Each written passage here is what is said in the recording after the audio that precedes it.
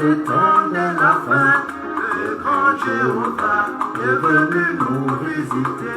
C'est ça qui réjouit mon cœur. Je t'adore, Seigneur, je te loue, Hosanna. Divin, je t'adore, oh moi je te loue. Je t'adore, Seigneur, je te loue, Hosanna. Divin, je t'adore, oh moi je te loue.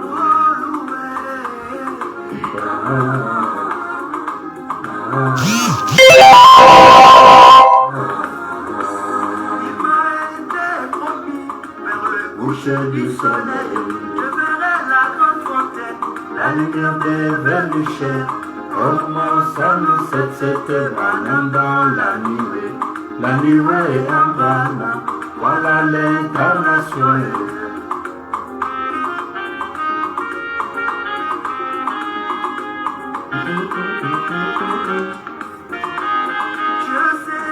Bien, nous vous saluons une fois de plus ce soir dans les noms du Dieu Tout-Puissant, le Créateur de toutes choses et le donateur de tout don qui est excellent.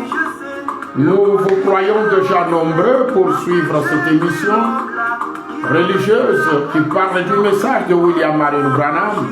Cette émission intitulée « Vous connaîtrez la vérité vous affranchira », une réalisation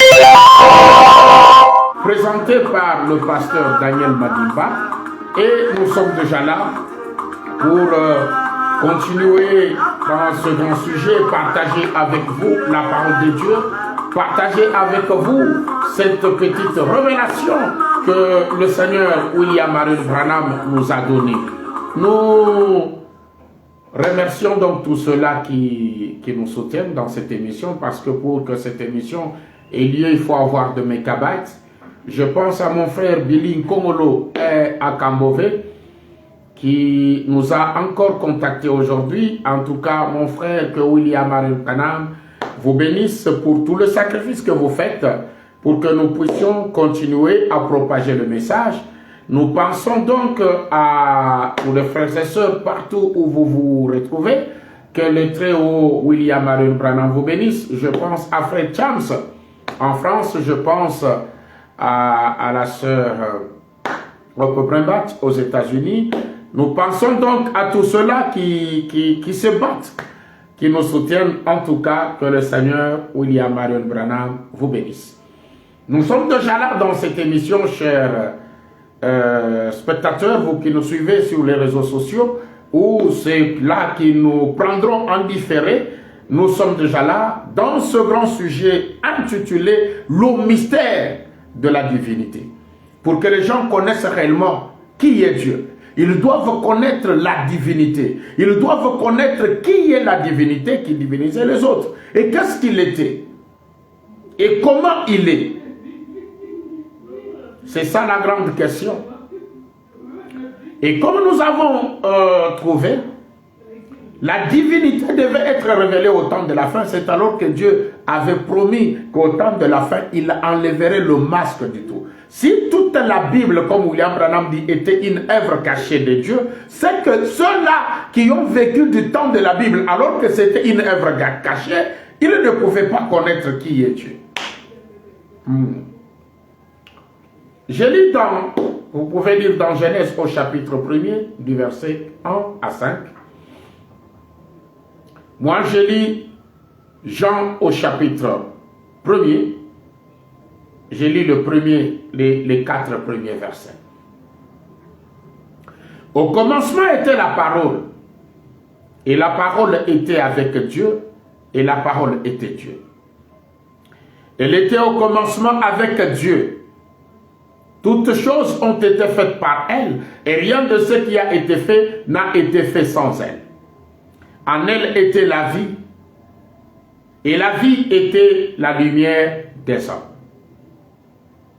Au commencement était la parole. Comme nous avons déjà vu avec vous, la parole qui était au commencement, c'était le logos qui sortit de Dieu. Ce logos qui est la parole qui est appelé Fils de Dieu. Nous avons vu que ce n'était pas Jésus.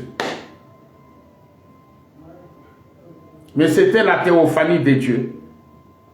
Une théophanie, c'est un corps Comme William Branham dit, chacun de nous a sa théophanie. Maintenant, nous commençons à entrer dans le détail pour voir qui est la parole qui était au commencement. Nous avons lu toujours avec vous dans Qui est Sommel et qui s'élève au paragraphe 42, comme William Branham nous a dit, que toutes ces choses étaient des choses cachées.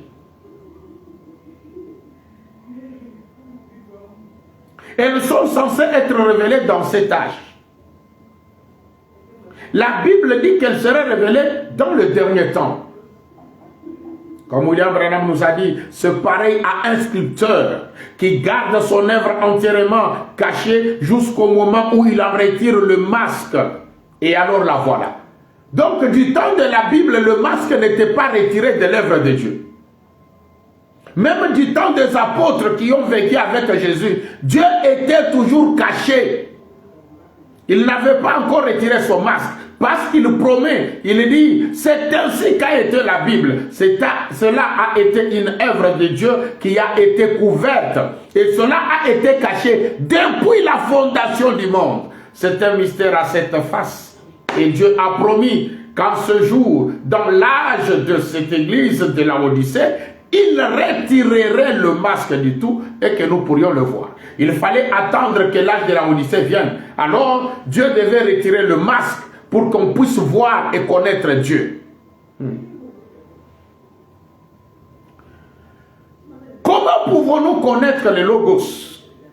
Ce Logos qui était la plénitude de la divinité, il est comment? Nous commençons à chercher à voir comment était le Logos. Comment pouvons-nous réellement le connaître? Écoutez, je suis donc exposé à cet âge de l'Église. Je suis à la page 26, la partie A. Donc la première partie à la page 26 de exposer cet âge de l'Église. Écoutez, je reconnais qu'il faut une vraie révélation du Saint-Esprit pour voir la vérité au sujet de la divinité. En ce jour où tant de saintes écritures ont été falsifiées.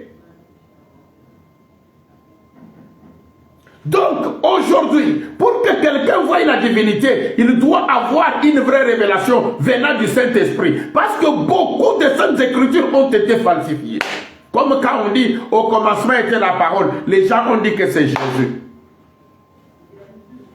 Alors qu'on parle du Logos,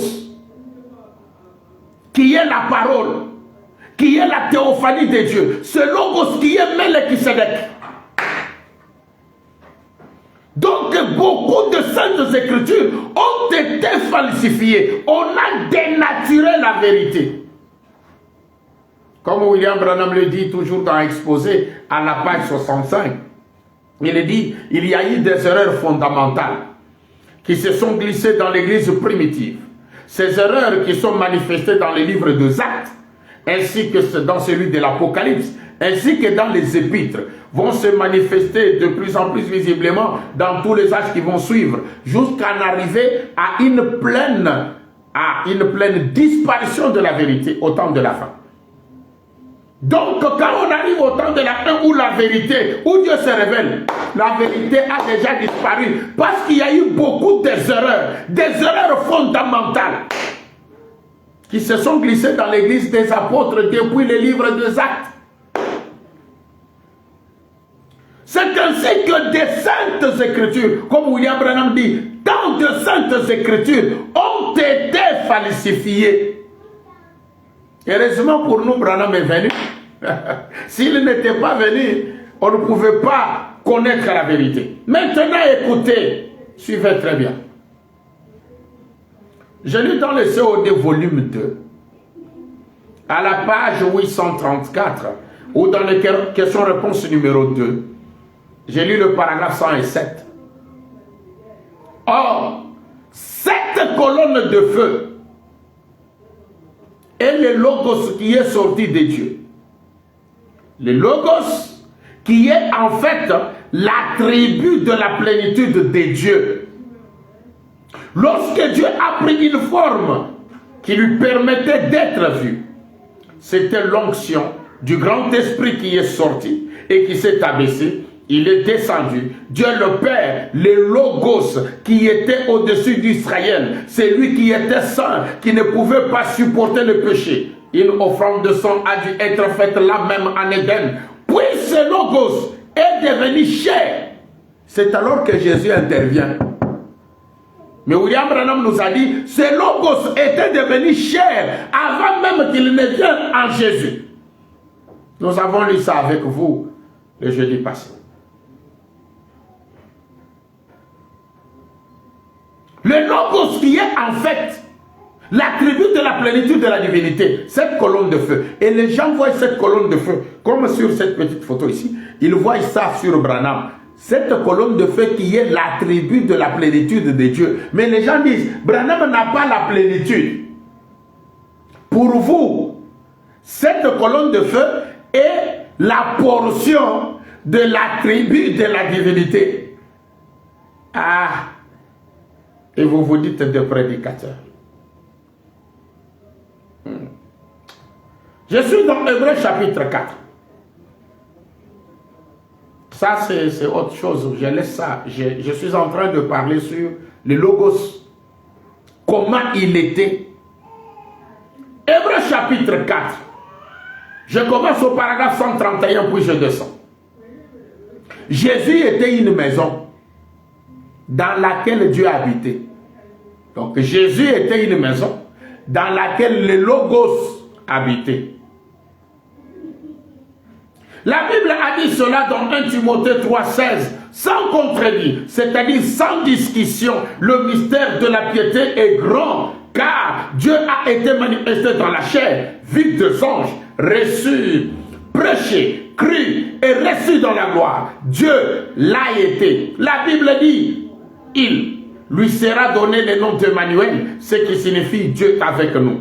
La Bible dit quand Jésus, écoutez bien, quand Jésus, en lui, habitait corporellement la plénitude de la divinité. Donc, le Logos qui est la plénitude de la divinité est venu habiter en Jésus. Je crois que c'est clair.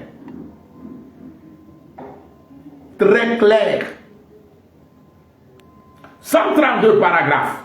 Comme nous l'avons vu l'autre soir, au commencement, Dieu était esprit. Et ensuite de Dieu est sorti le Logos ou la théophanie, qui est une forme humaine appelée le Fils de Dieu. Vous comprenez? Quand on dit au commencement était la parole, ou le Fils qui a créé toutes choses au commencement, on ne parle pas de Jésus, on parle du Logos, qui est la théophanie de Dieu, qui est appelé Fils de Dieu, ou la parole. William Branham dit, il est venu en jeu et il est venu sur la terre, dans un corps de chair, avant même qu'il ne vienne en Jésus-Christ. Il vous dit, avalez donc une fois cela mon frère, je vais le prouver. Donc vous comprenez que c'est le Logos qui est la parole qui s'est fait chair. Il est venu se faire chair avant même de venir se faire chair en Jésus. Quand on dit que la parole a été faite chair, cela ne veut pas dire que c'est Jésus. Non, la parole avait été faite chair avant même de se faire chair en Jésus. Et après Jésus, la parole est faite encore chair. C'est-à-dire c'est le Logos qui se fait chair. 133 paragraphes. Lorsque Moïse l'a vu, il a vu ce Logos. Il a dit, permets-moi de voir ta forme éternelle. C'est que ce Logos ne change pas de forme. Mais les temples qui sont de corps peuvent changer. C'est-à-dire, il est entré dans un corps du temps d'Abraham. Il a laissé ce corps-là. Il est venu entrer en Jésus. Puis en ce temps de la fin, il est venu dans un autre corps. Les corps peuvent changer. Mais le Logos, lui, ne change pas. Il a une forme éternelle. Le Logos ne peut pas aujourd'hui, il ressemble à Moïse. Le Logos après, il ressemble à Jésus. Après, le Logos ressemble à Abraham. Non, le Logos a une seule forme. Et cette forme-là est éternelle. C'est-à-dire, c'est comme ça que le Logos a toujours été, depuis l'éternité. Je lis. Lorsque Moïse l'a vu, il a dit, permets-moi de voir ta forme éternelle. Et Dieu le cacha dans un rocher. Et lorsqu'il passa par là, il dit que c'était le dos d'un homme. C'était cette théophanie qui est le Logos. C'est exact. Ensuite, cette théophanie devait être faite chair. Pas une autre personne. Mais la même personne devait devenir chair pour arracher l'aiguillon à la mort. C'est comme ça qu'il est devenu Jésus.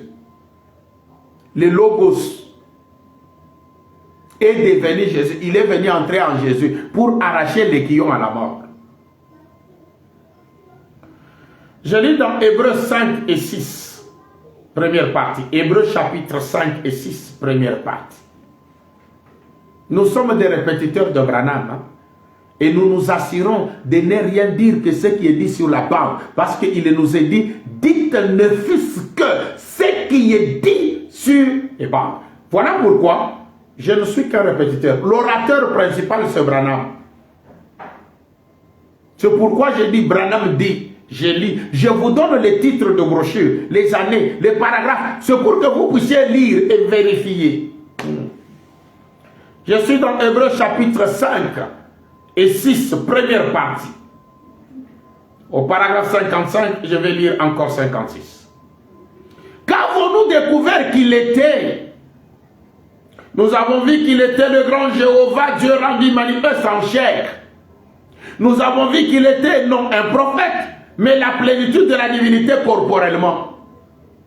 Vous comprenez? La plénitude de la divinité est venue habiter dans un corps. C'est pourquoi on dit la plénitude de la divinité corporellement. La colonne de feu, le Logos, est venu entrer dans un corps de chair. Jésus. Il était Jéhovah fait chair. Et le corps, Jésus, ne faisait que lui servir de tabernacle. Dites Amen. Le corps, Jésus, ne faisait que servir de tabernacle au Logos. Dieu demeurait dans l'homme. Dieu étant réconcilié avec l'homme, par la naissance virginale de son propre fils. Et Jéhovah, l'Esprit, le Logos, donc, demeurait en lui. Paragraphe 56. Maintenant, combien se rappelle l'enseignement sur la divinité? Comment nous sommes remontés dans le passé et nous avons vu Dieu comme étant le grand arc-en-ciel avec toutes les différentes spirituelles. Comment c'était? Et depuis, le Logos est sorti de Dieu et est devenu la théophanie. Et c'était en forme d'un homme. Et Moïse l'a vu passer depuis le creux du rocher. Et ensuite, cette théophanie a été certainement faite chair humaine. La théophanie, qui est le Logos, qui est la parole, qui est le Fils de Dieu, est venue se faire chair humaine en Jésus-Christ. Et comment nous avons vu que nous, par sa grâce, la vie éternelle, et maintenant le mot pour toujours, signifie pour un laps de temps. Le Logos est venu entrer en Jésus pour un laps de temps. Pour un espace de temps. Il est dit dans la Bible pour toujours et pour toujours. Une conjonction. Mais pour toujours signifie seulement un certain temps. Mais éternel signifie pour toujours. Et seul ce qui a eu un commencement a une fin. Mais les choses qui n'ont pas eu de commencement n'ont pas de fin. Ainsi, Dieu n'a pas de fin. Et ainsi donc, Melchisedec, qui est le Logos, le souverain sacrificateur, comme homme, il n'avait pas de commencement et il n'avait pas de fin. Et lorsque nous, par cette théophanie, qui est le Logos, donc, nous, quand Branham dit nous, il parle de lui-même. Nous avons été faits à l'image de Dieu avant que le monde ait jamais été fait. Or, avant que le monde ait jamais été fait, il n'y avait que le Logos qui existait. Le Logos qui a l'image de Dieu. William Branham vous dit que lui a été fait à l'image de Dieu avant que le monde ait jamais existé. Lorsque cette théophanie a été faite chair et qu'elle a habité parmi nous, alors par sa mort, la mort de qui? De Jésus. Nous recevons nous-mêmes son esprit. L'esprit qui avait divinisé Jésus, qui est le Logos, est venu en Branham. Et Branham dit, nous n'avons pas de fin, la vie éternelle. Or, quand ce Logos était en Jésus, Jésus avait toujours un commencement et une fin. Mais quand ce Logos vient en Branham, Branham dit, nous n'avons pas de fin. Je ne sais pas si vous comprenez cette différence. Écoutez. William Branham dit, pas les anges, mais des hommes et des femmes. Oh, je ne sais pas comment. Si je pouvais seulement l'apporter de telle manière que mon auditoire puisse le voir. Bon, nous voulons vraiment. Branham a voulu apporter cela de manière que l'auditoire voie. Il avait compris que l'auditoire ne voyait pas, ne comprenait pas. Mais écoutez, vous allez comprendre. Ce Logos, qui est la parole, n'avait pas encore été dévoilé. Voilà pourquoi William Branham dit ceci. Parce que Dieu devait se dévoiler au temps de la fin, il devait retirer le masque pour que nous puissions le voir. Je lis dans Dieu dévoilé. À la page 20, dans la tradition de Suisse, si vous avez la tradition de Canada, c'est au paragraphe 133. William Branham dit, quand cette parole sera dévoilée, la parole qui est le Logos, quand on note le masque, donc, c'est ça, étant dévoilé. Quand cette parole sera dévoilée, oh là, quel genre de visage croyez-vous qu'elle aura? Cela devrait être dévoilé. Le visage du Logos n'avait pas été connu par les gens. Moïse a demandé de voir la face du Logos, mais Dieu lui a montré le dos. Donc cela est resté caché. Il fallait que cela puisse être dévoilé. William Branham vous pose la question, quand elle sera dévoilée, cette parole, quel visage croyez-vous qu'elle aura?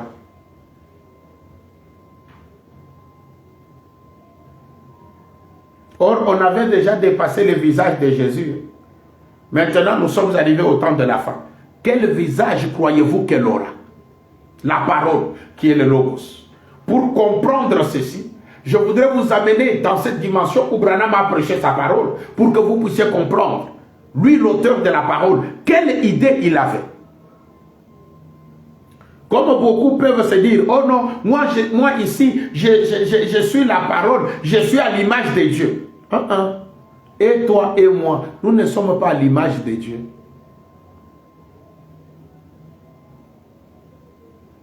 Je lis cela dans les CO2 volumes 1.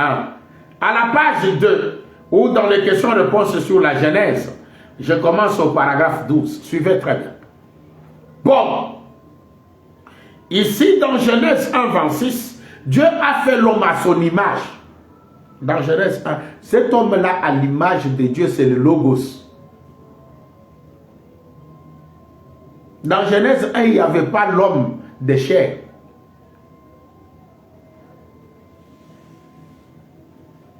Bon, ici, dans Genèse 1, 26, Dieu a fait l'homme à son image. Et si vous remarquez, nous allons le prendre pour que vous puissiez le lire.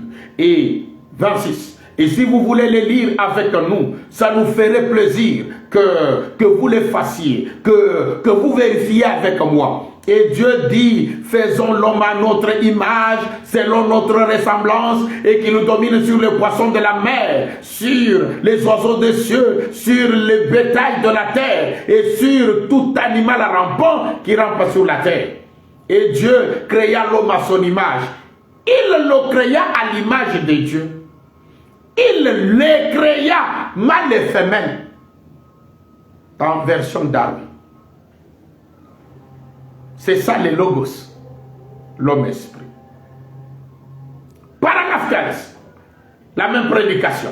Bon, alors si vous remarquez bien là dans Genèse 1, 26, prenons d'abord la première partie. Dieu a dit, faisons. Oh, faisons l'homme à notre image. Évidemment, nous comprenons bien qu'il parlait à quelqu'un. Il parlait à un autre être. Faisons l'homme à notre image, selon notre ressemblance, et qu'il domine sur les bétails de champ. Paragraphe 17. Mais quand Dieu a fait son premier homme, qui est Adam, ou l'homme spirituel. Mais quand Dieu a fait son premier homme, si vous remarquez, il l'a fait à sa ressemblance à lui. Il était à l'image de Dieu. Et Dieu c'est quoi? Maintenant, si nous pouvons découvrir ce que Dieu est, nous pourrions voir quel genre d'homme il a fait. Son premier homme, qui est le Logos, qui est le Fils de Dieu, qui est la parole, qui est Melchisedec, qui est une théophanie, était comment? Dieu c'est la divinité. Cet homme-là était la plénitude de la divinité. Maintenant, écoutez au paragraphe 55. Après quoi? Dieu a fait l'homme non pas à son image. Ce corps-ci n'est pas à l'image de Dieu. Ce corps-ci est à l'image des bêtes. Oh, toi, à l'image de Dieu. Est-ce que toi, tu ressembles au Logos? Non, toi et moi, nous sommes à l'image des bêtes. C'est qu'on nous écarte pour dire que nous n'avons pas le visage du Logos.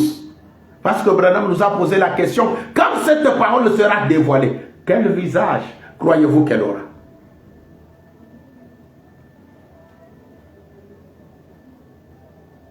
Paragraphe 61 et 62. Or, le premier homme là, il l'a fait, le premier homme à son image. Et nous retournons à cette image-là, c'est-à-dire à notre première image créée. 62. Quand Dieu m'a créé, moi, William Branham, j'ai existé avant la fondation du monde. Il a fait mon être, mon esprit. Et je n'étais conscient de rien pour autant que je sache. Mais j'étais là. Oh, je ne crois pas que vous saisissez. Oui. Frère Branham, ils n'ont pas saisi. Il dit, quand Dieu m'a créé, moi, William Branham, j'ai existé avant la fondation du monde. Or, avant la fondation du monde, il n'y avait que le Logos qui a existé. Dieu a fait l'être qui est le Logos. L'esprit qui est le Logos. Et William Branham vous dit que il a fait mon être, il a fait mon esprit. Tout cela avant quoi? La fondation du monde. Il dit, mais je n'en étais pas conscient pour autant que je sache. Mais il était là, lui Branham. Il dit, oh, je ne crois pas que vous saisissez. Vous avez maintenant compris que le Logos, ce Branham, la parole, ce Branham, l'office qui était au commencement, ce Branham. Ce n'est pas encore clair. Je suis dans le CO2 volume 1, à la page 182, ou dans les questions et réponses du 15 mai 1954. Je lis juste le paragraphe 281. Dans Genèse 2, il n'y avait pas d'homme pour cultiver les sols. Et Dieu a formé l'homme de la poussière, non pas à son image. L'homme de la poussière n'est pas l'image de Dieu, mes frères et sœurs. Et Dieu a formé l'homme de la poussière, non pas à son image à lui, mais à l'image de la vie animale. C'est pourquoi j'ai dit que nous ne ressemblons pas au Logos, nous ressemblons aux bêtes. Et il a placé l'esprit de l'homme dans cet homme animal. Vous comprenez? Il a juste placé notre esprit dans un corps qui est comme celui d'un animal. Et celui-ci est devenu une âme vivante. Parce qu'il y a l'esprit de Dieu qui est une âme. C'est pourquoi l'homme a une âme vivante. L'animal ne construit pas des automobiles, il ne fait pas ces choses susceptibles de lui rendre la vie plus difficile, et ainsi de suite. C'est un animal, une bête, il n'a pas d'âme. Il ne sait pas lire et écrire, il ne sait pas conserver, parler, c'est une bête. Par contre, l'homme est dans une chair semblable à celle de la bête, mais il a en lui une âme qui vient de Dieu. C'est ce qui fait la différence entre nous et les animaux. Les animaux n'ont pas d'âme. Mais nous, Dieu a placé en nous une âme. C'est ça la différence.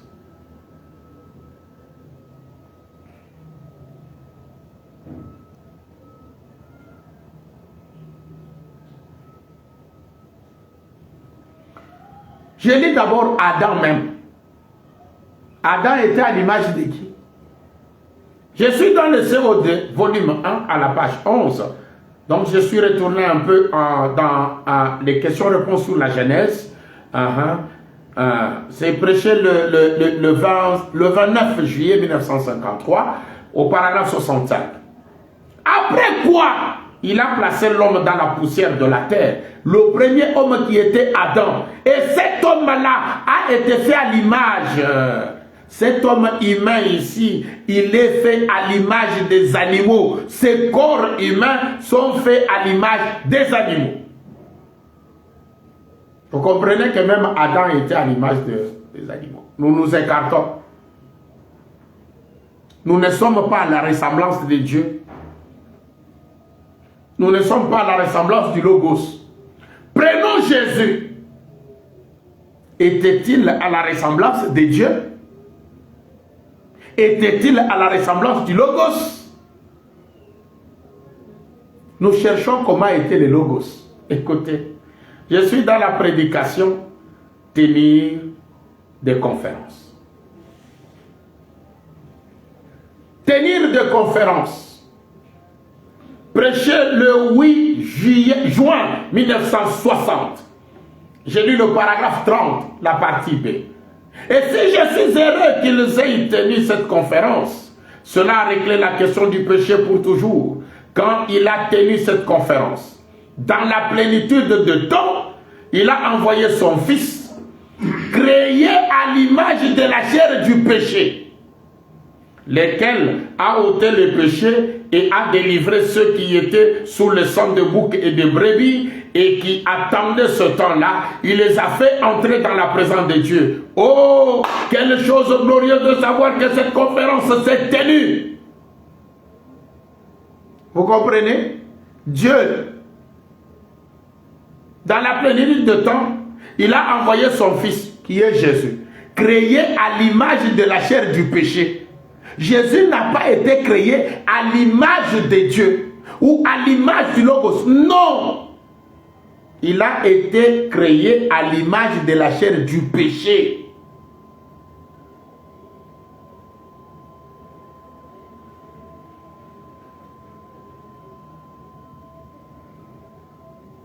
Un deuxième témoin. Je lis dans la prédication être conduit. Être conduit se prêchait le 15 juillet 1950. Je suis au paragraphe 6. Nous nous rendons compte, et tout le monde le sait, qu'il existe des esprits.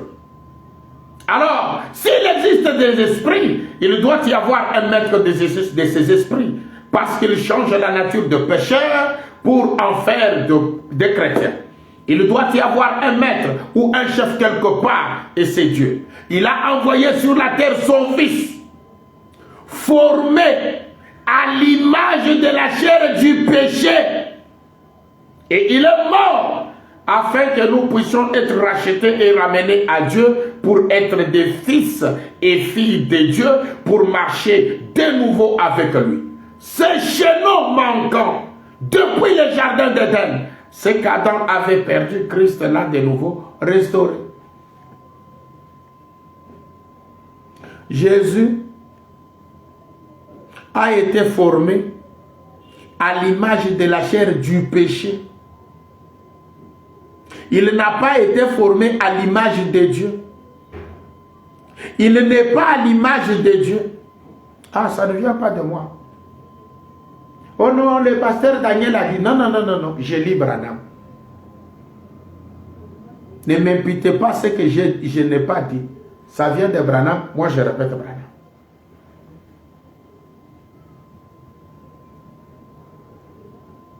Un troisième témoin.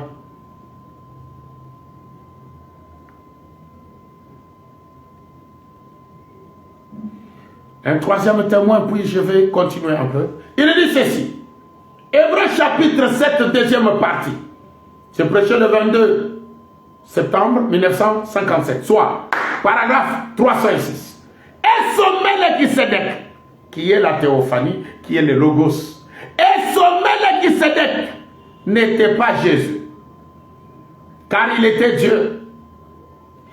Et ce qui faisait la différence entre Jésus et Dieu, cela, Jésus était le tabernacle dans lequel Dieu demeurait. Voilà ce qui faisait la différence. Le Dieu qui demeurait dans ce tabernacle Jésus est différent du tabernacle Jésus. C'est Branham qui donne cette différence. Il continue. Vous voyez? Alors, Melchisédek, Jésus avait un père et une mère.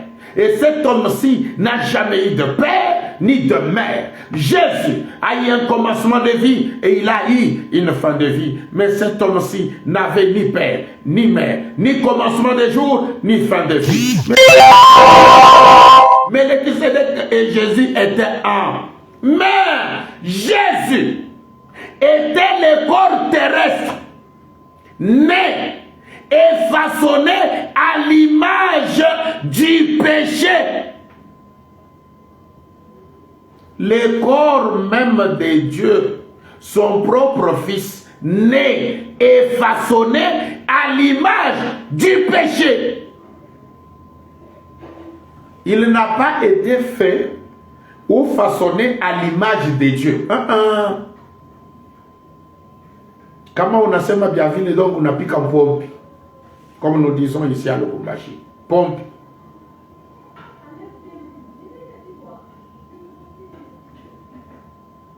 Il n'a jamais été à l'image de Dieu.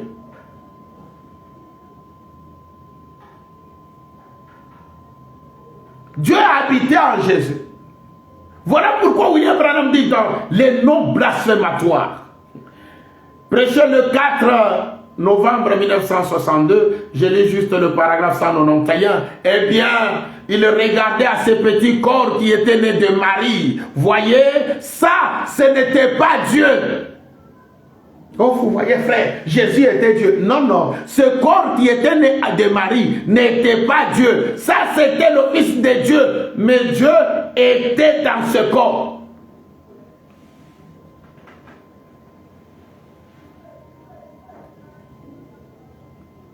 Je vais lire quelque chose. Je suis dans Christ. Identifié le même dans toutes les générations. Oh, vous voyez, frère, nous avons la photographie de Jésus. On dit, quelle est la photographie? Vous sortez le dessin de Hoffman. Oh, quelle est la photographie? Vous sortez le dessin de Salman. William Branham dit ceci. Christ identifiait le même dans toutes les générations. Prêché le 15 avril 1964, le paragraphe 57, je lis. Beaucoup de gens ont diverses conceptions de Jésus. Voyez, tout le monde, en tant qu'individu, essaye de tirer sa conclusion sur Christ. Ce qu'il était, ce que Jésus était, ce à quoi il ressemblait. Et comment les psychologues ont peint sur photo, par exemple, la tête de Christ à 33 ans d'Hoffman. C'est une psychologie. De Salman et les autres. Mais vous voyez, nous ne connaissons pas, nous ne connaîtrons pas son aspect de jadis. Donc, nous ne pourrons jamais comprendre ou ce à quoi il ressemblait, rien qu'en peignant un tableau. Parce qu'on a peint un tableau par Hoffman et vous dites voilà comment Jésus était. Et vous dites même, si vous n'avez pas, vous ne connaissez pas vous n'avez pas la photo de Jésus d'Hoffman. Mais c'est Hoffman qui a peint sa psychologie. William Branham dit, nous ne pourrons jamais comprendre ou ce à quoi il ressemblait, rien qu'en peignant un tableau. Arrêtez avec ça. C'est pourquoi nous n'en avons pas, nous.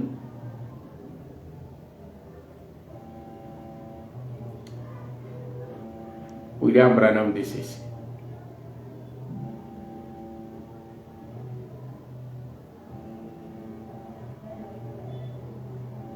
Voilà pourquoi William Branham dit, l'ange qui vient à lui, qui est le Logos, qui est l'ange de l'Alliance, qui est le grand Melchisedec, qui est la parole, qui est la théophanie de Dieu.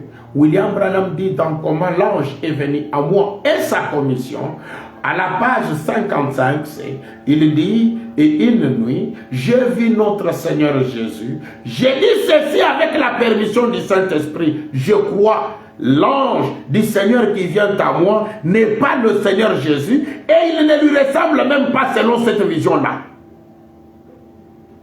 L'ange du Seigneur, c'est ça même la théophanie de Dieu, c'est ça même le Logos ou la parole, mais il n'est pas le Seigneur Jésus et il ne lui ressemble même pas.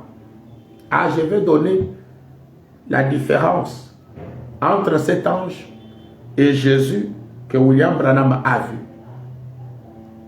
Le jeudi prochain, je vais donner cette différence-là. Je vais lire les Écritures pour vous montrer la différence entre l'ange du Seigneur qui est le Logos, qui est la parole, et Jésus. Tel que William Branham les a vus. Il nous dira, c'est pour la toute première fois que j'ai vu Jésus, tel que je l'ai vu là. Et il nous dira, quand il a vu cet ange du Seigneur, il dit, c'est pour la toute première fois aussi que j'ai vu l'ange du Seigneur. Et il va nous donner la différence de ces deux personnes. Mais pour ce soir, je m'arrête par ici.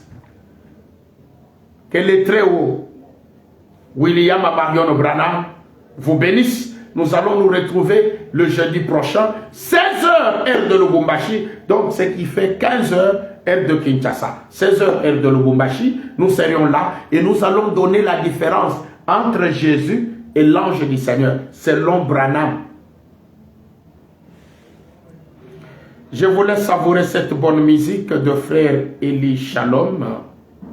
Une très bonne musique où on glorifie le Seigneur Dieu de gloire.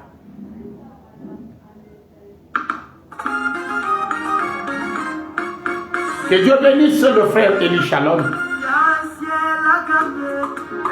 Il y a un ciel à gagner et l'enfer à éviter. Mais pour aller au ciel, le chemin se Branham. Que William Marion Branham vous bénisse et qu'il bénisse tous ceux-là qui nous suivront, même en différé, tous ceux-là qui nous soutiennent de près ou de loin, que le très haut William Marion Branham vous bénisse.